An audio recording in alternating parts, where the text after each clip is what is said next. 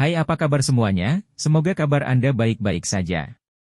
Terima kasih karena sudah memberikan support dan juga kesetiaan Anda untuk membangun channel Codot Film. Yuk kita lanjutkan alur ceritanya, sambil siapin kopi dan cemilan, setting suara volume full.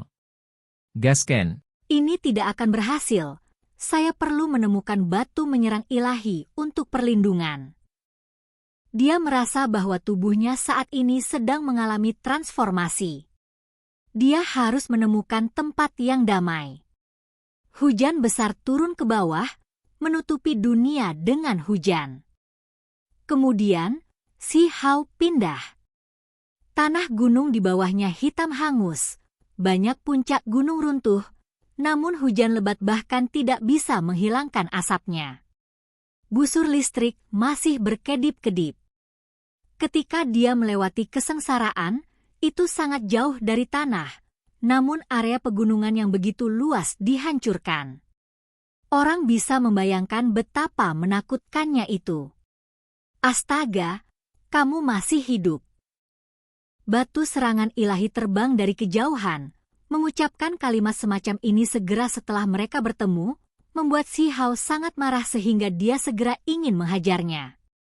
Menakutkanku sampai mati. Kesengsaraan petir barusan tidak ada habisnya, mengalir turun dari langit. Saya pikir Anda sudah berubah menjadi batu bara hangus. Saya siap membuat monumen peringatan untuk Anda. Batu menyerang ilahi bergumam. Kupu-kupu kaisar terbang. Adegan tadi benar-benar mengejutkan, area itu dikelilingi oleh pancaran guntur, jatuh seperti aliran perak. Itu membuat mereka sangat terkejut sehingga mereka hanya bisa menonton dari kejauhan. Cepat, bawa aku pergi dari sini. Saya harus pergi ke kultivasi isolasi. Si Hao segera duduk di tanah, karena tulang dadanya bersinar, membuat seluruh tubuhnya sangat tidak nyaman. Rasanya seolah-olah dia digigit oleh banyak serangga. Garis cahaya ilahi merobek langit. Batu mencolok ilahi bersinar, membawa Si Hao ke kejauhan. Mereka pasti tidak bisa tinggal di tempat ini lebih lama lagi. Kesengsaraan petir itu luar biasa, mungkin dirasakan oleh beberapa binatang buas. Mereka pergi jauh dari tempat ini, turun ke lembah. Tulang dada Si Hao sangat kesakitan. Vitalitas paling mendasar dalam cairan kesusahan petir bergegas menuju area itu. Apakah ini pertanda kelahiran kembali tulang makhluk tertinggi? Dia cukup terkejut. Bagaimanapun juga, cairan berharga dari kolam petir itu luar biasa, tanpa diduga membuat dadanya sakit, seolah-olah akan menghasilkan sesuatu. Namun, sepertinya tidak terlalu mungkin. Itu karena bagian lain dari tubuhnya terasa agak aneh. Aku sudah memandu darah esensi makhluk tertinggi ke seluruh tubuhku. Apakah saya bahkan bisa mengumpulkannya ke arah dada saya? Dia cukup ragu. Benar saja, kali ini sedikit berbeda. Seluruh tubuhnya melepaskan cahaya yang lemah. Tentu saja, dadanya adalah yang paling cemerlang. Seluruh tubuhnya tampak tumbuh, mengalami beberapa jenis perubahan. Pada saat yang sama, Si Hao merasa pusing, menjadi linglung, bahkan sulit untuk membuka matanya. Rasa kantuk menyerang pikirannya. Dia tidak bisa menolak ini, tidak peduli bagaimana dia mencoba. Pada akhirnya, dia pingsan di dalam bunga dan tanaman, memasuki tidur nyenyak. Setelah siapa yang tahu berapa banyak waktu telah berlalu, dia kemudian bangun dengan linglung. Cahaya warna-warni pagi sangat cemerlang, dan sejumlah besar pancaran cahaya keemasan tersebar di tubuh ini, hangat dan lembut. Badai petir telah lama berakhir. Saat ini, hari sudah pagi. Batu mencolok ilahi bersembunyi di kejauhan, membawa tampilan hati-hati. Itu menatapnya lagi dan lagi. Kupu-kupu kaisar melakukan hal yang sama. Apa yang salah? Si Hao bertanya. Kamu masih bertanya ada apa? Larut malam, seluruh tubuhmu mengalir dengan simbol yang tidak dapat diuraikan, hampir membahayakan nyawa kami. Batu mencolok ilahi tampak seperti dia masih memiliki ketakutan yang tersisa. Aku membolak-balik saat tidur? Ceritakan lebih detail padaku. Si Hao mengerutkan kening. Dia tidak menyadari hal-hal ini sama sekali. Siapa yang tahu apa yang terjadi denganmu? Anda tidur di sana seperti mayat, tetapi kemudian tubuh Anda secara otomatis mengalir dengan semua jenis simbol acak, seolah-olah gerbang reinkarnasi 6 Dao sedang dibuka. Itu benar-benar aneh dan tidak normal. Batu mencolok ilahi menekankan. Si Hao benar-benar terdiam. Dia tidak ingat semua ini terjadi, hanya merasa seperti dia tidur cukup nyenyak. Sepertinya dagingnya mengalami beberapa jenis transformasi, menghasilkan beberapa jenis reaksi naluriah. Dia dengan hati-hati memeriksa situasinya sendiri, tetapi dia hanya merasa bahwa dia telah menjadi lebih kuat dari sebelumnya. Selain itu, tubuhnya agak aneh, tetapi dia tidak bisa mengatakan dengan pasti bagian mana yang berbeda. Dia dengan paksa mengerahkan kekuatan, mengaktifkan catatan primordial sejati, dan kemudian dia menemukan bahwa ada banyak titik cahaya misterius di sekitar tubuhnya. Apakah itu darah tertinggi? Si Hao sangat terkejut. Dia selalu merasa seperti beberapa transformasi telah terjadi, tetapi dia tidak bisa memahaminya sekarang. Tubuh manusia cukup aneh, mampu membuka mata surgawi martial Dao, mata pikiran, dan semua jenis perbendaharaan potensial.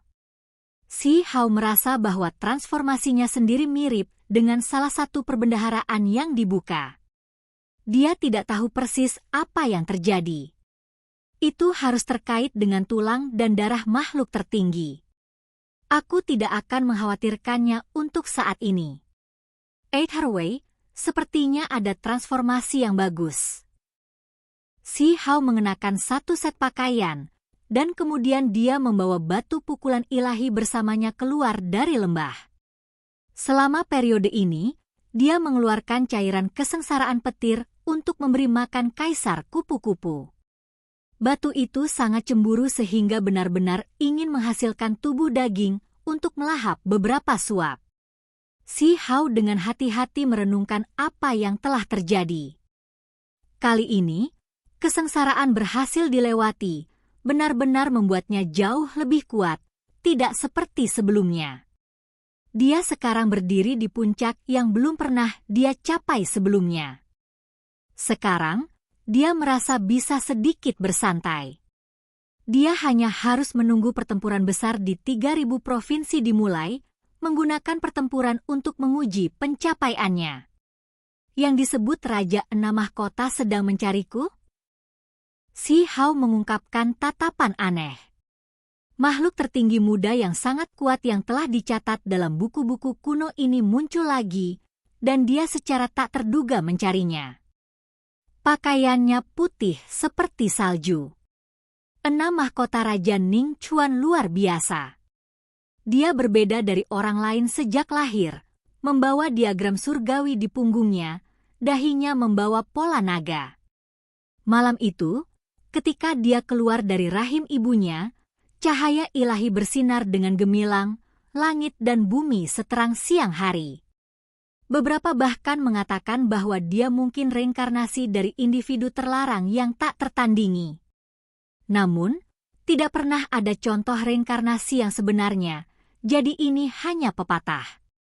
Ada orang lain yang mengklaim bahwa dia terkait dengan makhluk abadi, mewarisi fondasi Dao abadi, bahwa ada jejak yang tak tertandingi yang bergabung dengannya saat dia masih berada di dalam tubuh ibunya, menciptakan jalan besar yang tak tertandingi baginya.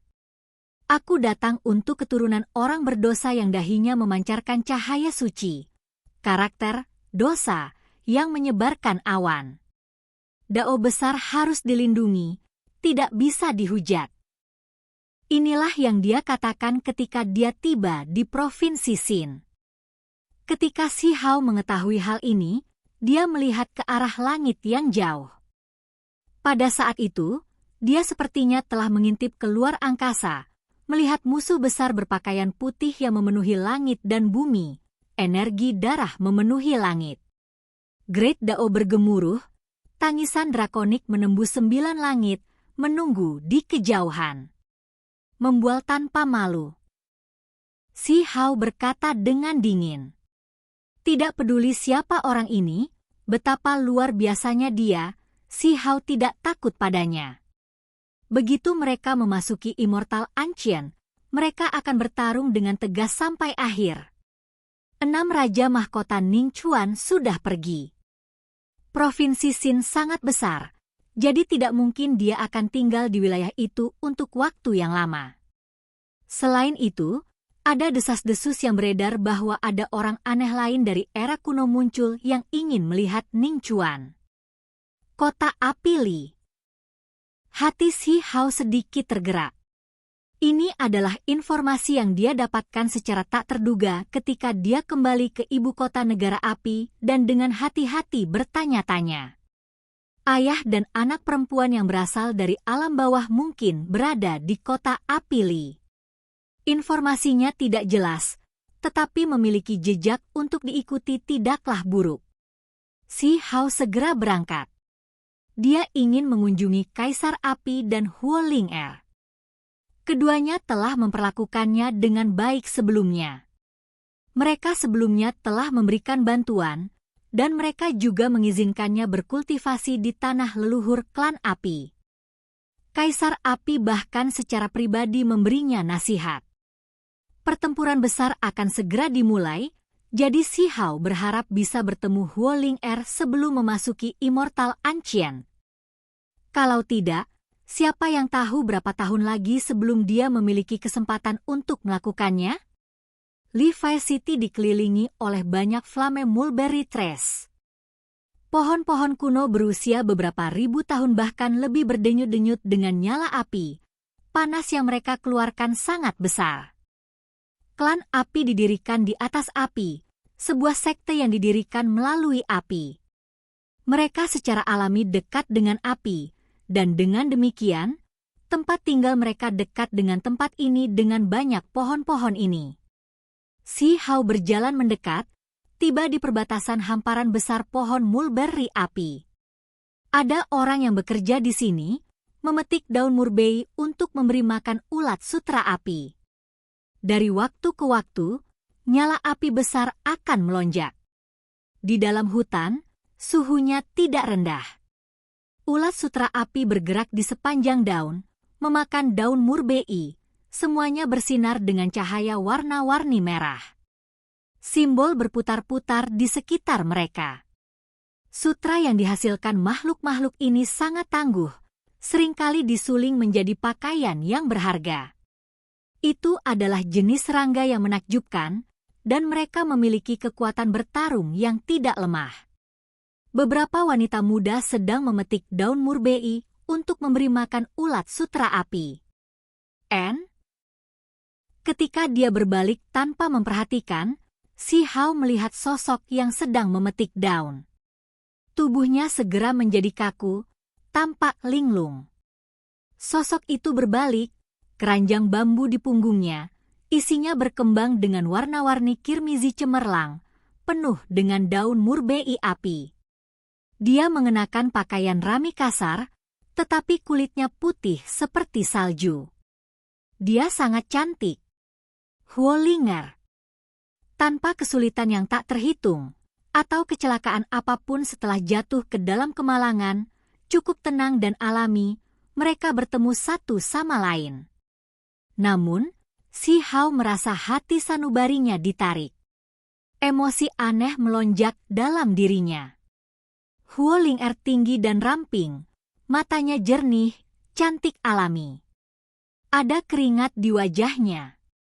Dia melakukan pekerjaannya dengan sangat alami, seolah-olah dia hanya pekerja normal. Pakaiannya sangat kasar dan sederhana, tetapi dicuci sampai putih pudar. Dia tenang dan anggun saat dia bekerja. Ini sangat berbeda dari temperamennya yang sebelumnya hidup dan berapi-api. Putri suatu negara sekarang sedang memetik daun murbei di sini. Si Hao merasa tercekik di dalam. Dia berhenti menatap kosong, hendak berjalan ke depan.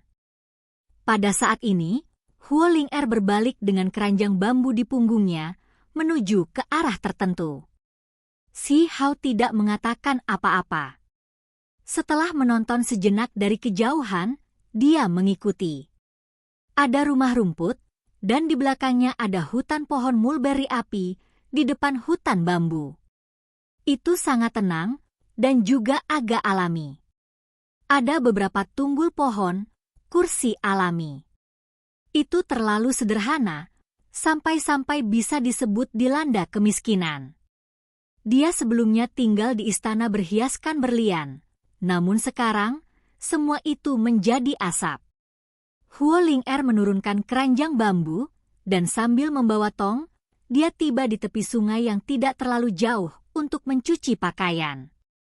Dia memiliki wajah yang cantik, tubuhnya yang tinggi dan ramping mulai bekerja dengan serius dan tenang. Untuk beberapa alasan, Si Hao merasa lebih sakit di dalam. Huo Ling'er sepertinya merasakan sesuatu. Dia tiba-tiba berbalik, melihat ke arah sisi ini. Laki-laki itu mengenakan pakaian hitam, penampilannya agak halus dan cantik, matanya cerah, membawa sedikit emosi, tetapi juga sedikit rasa sakit. Dia saat ini sedang menatapnya. Pada saat itu, jantung Huo Ling'er berdegup kencang. Pemuda itu memiliki wajah yang berbeda, tetapi dia memiliki sepasang mata yang sama jernihnya, serta aura yang serupa. Kamu adalah? Hati Huo Ling'er bergetar saat dia menatapnya dengan sikap tercengang. Dia tidak ingin menangis, tetapi kabut berair muncul di matanya, berkilauan saat meluncur ke bawah. Ini aku. Si Hao berjalan ke depan. Kuangdang. Tong itu jatuh ke tanah. Air mata terus-menerus jatuh dari mata Huo Ling'er, dan dengan suara gemetar, berkata, kamu masih hidup." Kata-kata ini mewakili terlalu banyak. So, dari hutan mulberry api di belakang pondok jerami, bayangan abu-abu menerkam, membawa serta angin kencang. Itu menyusut dari beberapa zhang panjangnya, pada akhirnya menjadi kurang dari setengah kaki dalam ukuran. Itu mengepakkan sayapnya, menempel pada tubuh Si Hao. Serigala kecil.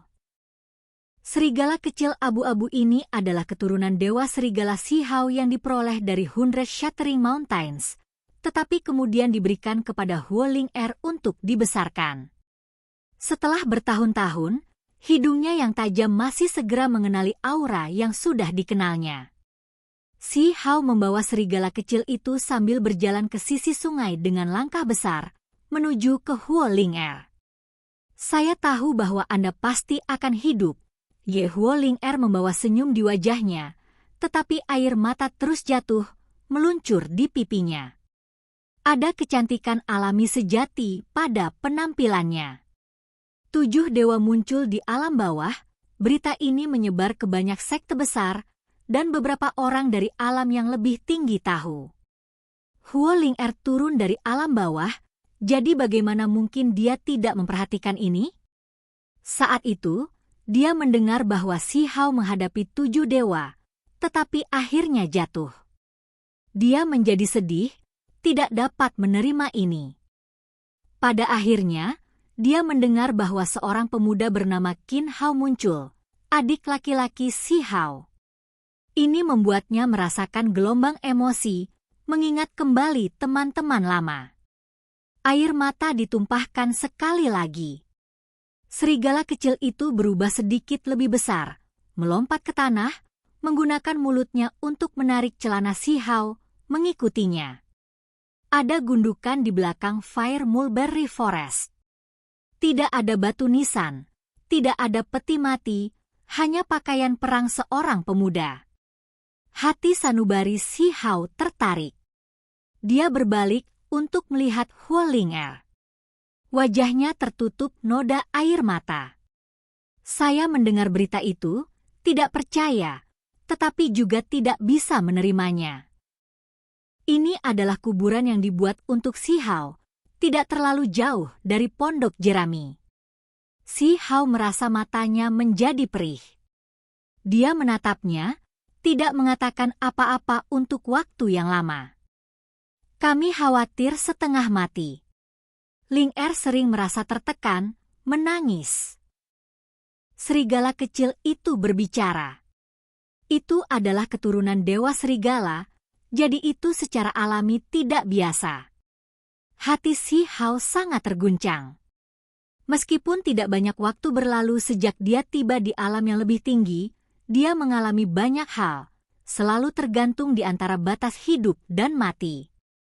Dia tidak tahu bahwa selalu ada seseorang yang memikirkannya, diam-diam meneteskan air mata demi dia. Kamu, apakah Huang, serta orang yang dahinya melepaskan cahaya ilahi, darah orang berdosa menyebarkan awan? Saat Huo Ling'er mendengarkannya perlahan berbicara tentang semua pengalamannya, dia sangat terkejut.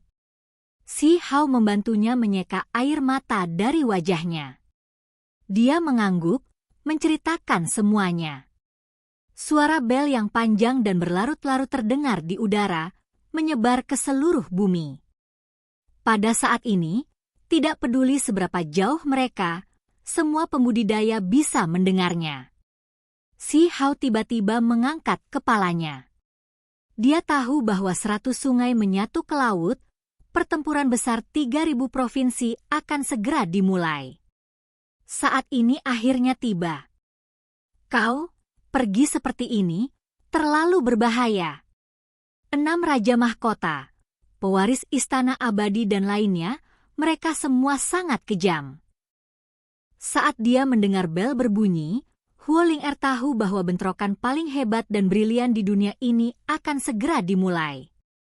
Jangan khawatir, tunggu aku kembali.